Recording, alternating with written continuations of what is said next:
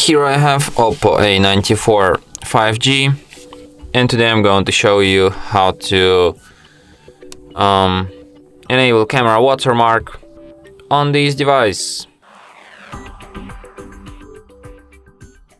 So first let's open camera, then tap on the gear icon to access its settings, and then go to the watermark.